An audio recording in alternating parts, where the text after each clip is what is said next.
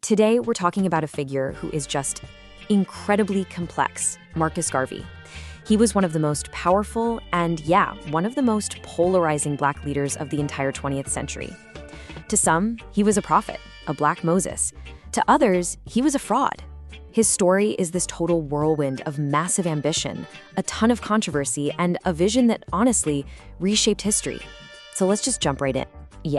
To even begin to get a handle on Garvey, you kind of have to hold two completely opposite ideas in your head at the same time. I mean, on one hand, you've got this incredible, visionary leader. This is a guy who built a global movement from the ground up, founded a whole shipping line to empower Black people, and was even declared the provisional president of Africa. But then you flip the coin. And on the other side, you've got a man who actually met with the Ku Klux Klan, got convicted of mail fraud, and had this bitter public feud with another giant of the time, W.E.B. Du Bois. It's a lot to square. So, who was the real Marcus Garvey? Was he a savior or just a really good showman? A prophet or someone looking to profit? That's really the big question we're going to dig into today. And to find some answers, we've got to go all the way back to the beginning. Okay, so let's track his journey from his early days in Jamaica to becoming this larger-than-life figure in Harlem. Because, these early years, they were absolutely critical. They're what forged the man and his mission. Garvey's political awakening really started early, back home in Jamaica. I mean, by 1908, he's already leading a printer's strike. He travels around, works in Central America, and eventually lands in London in 1912. But the real game changer, the moment everything clicks, happens in 1914. And get this, of all places, it's in the British Museum. He stumbles upon Booker T. Washington's autobiography, Up From Slavery. And that book, it becomes his roadmap, his blueprint for Black economic empowerment. Just 2 years after that, he's on a boat to America. So even before he set foot in the U.S., inspired by Washington, he'd already started his own organization, the Universal Negro Improvement Association, or UNIA. And its mission was anything but small. It was huge, it was clear: unite all people of African descent around the world and establish a country, a government that was completely their own. And this quote pretty much sums up his entire worldview. For Garvey, you couldn't even talk about political freedom or social dignity if you didn't have economic freedom first. This idea of Black self-sufficiency, of building your own businesses and controlling your own destiny, it wasn't just, a part of his plan. It was the engine driving the whole entire thing. And man, did that engine roar to life once he got to Harlem. This is where Garvey's ideas just exploded. They caught on like wildfire, bringing in millions of followers and leading to his most audacious, most ambitious project yet, creating a Black-owned shipping empire. So you might be wondering, how did he build a movement that big, that fast? Well, one key reason was he made it incredibly accessible. Membership in the UNIA, it costs just 25 cents a month. This wasn't some exclusive elite club, no way. This was a mass movement for everyday working-class people who saw their own hopes and dreams reflected in Garvey's massive vision. And when I say mass movement, I mean the scale was absolutely staggering. Just to give you an idea, at the UNIA's very first international convention in 1920, an estimated 25,000 people crammed into Madison Square Garden to hear him speak. Think about that. This wasn't some small meeting in a community hall. He had become a global phenomenon. Now, the absolute crown jewel of this whole empire was the Black Star Line. I mean, on a practical level, sure, it was a steamship company. It was meant to connect the Black diaspora through trade and travel. But symbolically, it was so much more than that. It was like a floating Declaration of Independence. It was tangible proof that Black people could build and run their own major institutions on their own terms. And you've got to understand, Garvey's message wasn't just about dollars and cents. It went much deeper. It was psychological. He famously rejected all those skin-lightening creams and hair-straightening products that were advertised everywhere else.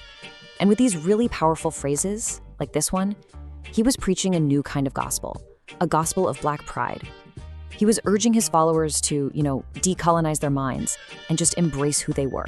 But just as fast as Garvey's star shot up, it started to come crashing back down. It was kind of a perfect storm, really. A mix of intense rivalries, some really controversial decisions, and frankly, terrible financial mismanagement brought his entire empire to the brink of collapse. And probably Garvey's biggest and most powerful critic was W.E.B. Du Bois of the NAACP. Their conflict really highlights this fundamental split in Black thought at the time. You see, Garvey was all about racial separatism. He argued that Black people could never, ever get a fair shake in a white-dominated America, and that the only answer was to build their own nation back in Africa.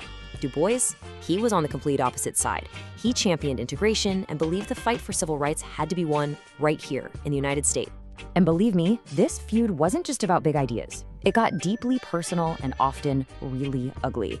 Du Bois wrote this absolutely scathing description of Garvey, and Garvey fired right back, attacking Du Bois for his mixed-race heritage, even calling him a hater of dark people. These two men they absolutely despised each other. But honestly, nothing was more shocking or more damaging than Garvey's meeting with the leader of the Ku Klux Klan in 1922. I know, it sounds unbelievable. So why on earth would he do it? Well, in his mind, it was a strangely pragmatic move. He basically argued that the Klan, unlike so-called white liberals, was at least honest about wanting racial separation. This meeting horrified pretty much everyone, his supporters and his enemies, and it was a massive blow to his reputation. And while all this was happening, his beloved Black Star Line was sinking, both literally and figuratively. The whole operation was a financial mess. They had inexperienced staff, the books were a disaster.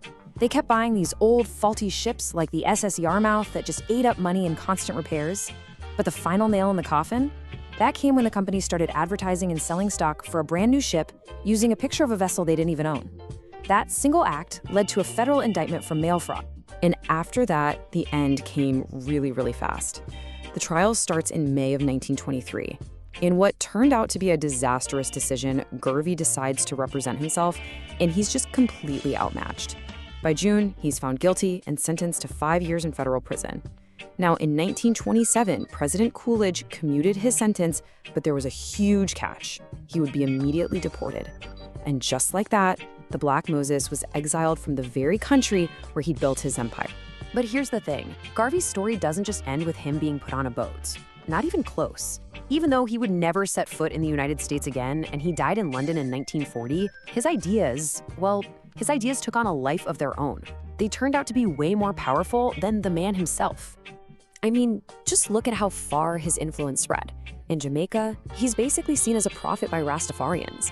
In Africa, the leaders of the independence movements, guys like Kwame Nkrumah of Ghana, they pointed directly to Garvey as a major inspiration. Nkrumah even named his country's new shipping line, the Black Star Line, in his honor. And back in the US, his message of Black pride and self-determination directly paved the way for the Black Power movement of the 1960s. And of course, back in his home country, he's an official national hero. But maybe the most powerful tribute came from someone you might not expect, Martin Luther King Jr. In 1965, Dr. King was visiting Garvey's shrine in Jamaica, and he said this: "Even though their approaches were worlds apart, integration versus separation, King understood the incredibly deep psychological impact of what Garvey did. He made millions of Black people feel for the first time that they were somebody." And, for decades, many people have argued that his conviction wasn't really about mail fraud, but that it was politically motivated, that the government wanted to silence him. And that brings his story right into the present day. There's a really strong ongoing movement, backed by his family and followers, to get him a full posthumous presidential pardon, to finally clear his name in the United States. And that really is the ultimate irony, isn't it? Marcus Garvey, the man who championed the Back to Africa movement more than anyone, he never actually made it to Africa. He never set foot on the continent. And yet, his vision for it, this powerful dream of a strong, unified, self-reliant Black world, it echoed across the entire globe. And honestly, it continues to inspire people to this very day. So, what does that make him? A hero? A hustler? Or maybe, just maybe, like so many complicated people in history, he was a little bit of both. And that brings us right back to where we started. How should history remember Marcus Garvey? How do we remember a man who gave millions a sense of pride they never had, yet who made alliances with their worst enemies? A man whose biggest business ventures failed spectacularly, but whose ideas succeeded beyond his wildest dreams? That's the real question.